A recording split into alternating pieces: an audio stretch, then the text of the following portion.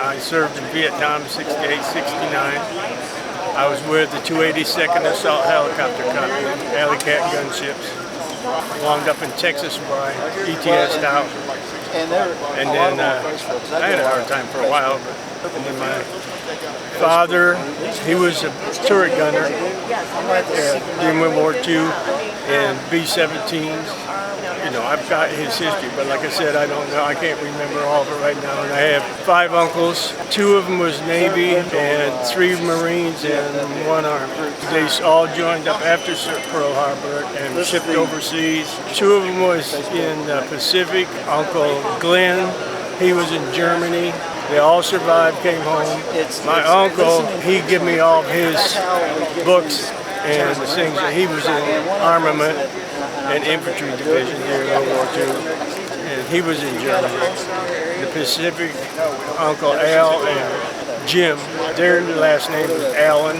They all went in after Pearl Harbor. What was their reaction to Pearl Harbor? The biggest thing is they can't believe it happened the same as everybody else. And that's where they stress to me, you never know what's going to happen or when it's going to happen. But today's world right now, I'm afraid if something happens, we ain't going to have the youth joining up like we've always had the patriotism in the past. And same way as Vietnam. So many guys went down and signed up for Vietnam. I did. Family history. My grandfather was in World War I.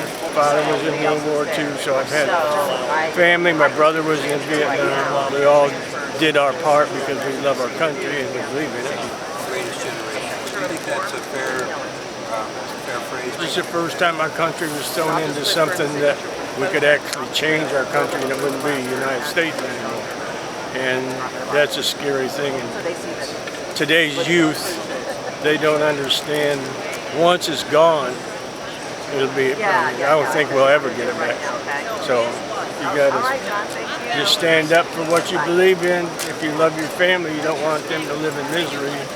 And that's what they'd be living if you ever went to war and you've been there and seen what it's like and the misery that the people have to live. That's why my parents went in and that's why I went in. For some reason, it's being pushed away from our kids, the reality of war and what it takes to run a country and keep our country safe. Some of the teachers really work hard. Like I said, I'm from Florida. The teachers down there, there's a lot of them who work hard on Veterans Day and get things prepped up and try to make it a proud time for all veterans from the past. But like I said, there's not much in the history books for the kids to learn. We knew about it when we was in 7th and 8th grade. We started learning about it. It was in the history books. And part of what you did during history class and stuff, learn about our country and how it was built. They're not doing that anymore. All wars are special because we have so many people that we lost, men and women, especially in today's. You know, I don't agree with a lot of ladies being out on the line because you go to the VA hospitals and watch all them walk around with, you know, missing a leg or an arm. They sacrificed not only that limb or arm, but the rest of their life. I wish our government would put it back in. They want to run our country, but the most important thing is show the kids what it takes to run our country and to serve. And even if you want to be a politician and fight for the veterans, that's great too. It takes everybody to make it work. Our teachers can really get the job done. All the monuments that's going up in D.C., everybody, I think that should go visit the wall and all the World War II and the Korean monuments and the nurses monuments and see what it means to so many people. Watch them come up to the walls, and a lot of people, I don't care if it's World War II wall, if it's a Korean wall, the Vietnam, and it's all these walls have a very special meaning. If they go see them and watch people cry at them, you don't want your family to be forgotten, especially after they've given their life or limb for fighting for our country. So it's all very important to keep it part of our history. And as far as I'm concerned, if somebody destroys one of them, they get prison time. That's it. No ifs, ands, or buts. No, they've all passed and gone. My grandfather, on my mother's side, he was in Germany and what they called the shell shock back then. But he drank hard and he had a lot of nightmares. And He and my grandmother wound up getting this separation even back then because of what goes on when you have to fight for your country in a meeting. So my whole family, on all of our sides, are very proud and try to push it on. And don't forget your grandpas and your uncles. No, it's very special. I wish our government would turn around and do more to help remember and take care of our country than the way it's going right now. I don't think there's a family out there that some of their kinfolk hasn't fought or isn't fighting now in one of our conflicts. And as far as I'm concerned, they're a war. When you start having to kill each other, that's war.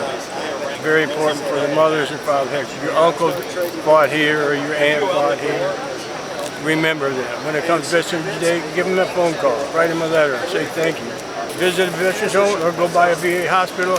You can volunteer your time to help out there because they're always looking for, and like Bay Pines down in Florida, we have so many young kids when school's off for the summer break. It's up there wheeling people around. It's something really to be proud of and to see. If we could do more of that in all these other states, it would be fantastic. It might be going on, I don't know. Always be proud of your family and their history.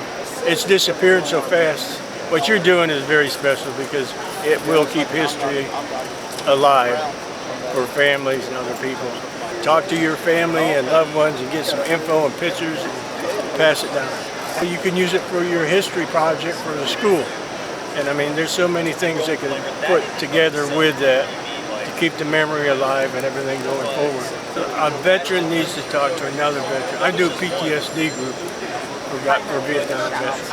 And it does take one another to sit down and loosen people up and share because you're more comfortable being around somebody that's done what you've done, seen what you've seen. So after a bit, they get relaxed. I have guys that comes in, Chester, the one's with me here, he joined up and started coming to group. But the guys start loosening up and then start talking about little things here and there. Some of the stuff I can't talk about either because it does bring back a lot of bad memories. So start out with the good memories and then laugh about it, and then the other ones will follow suit.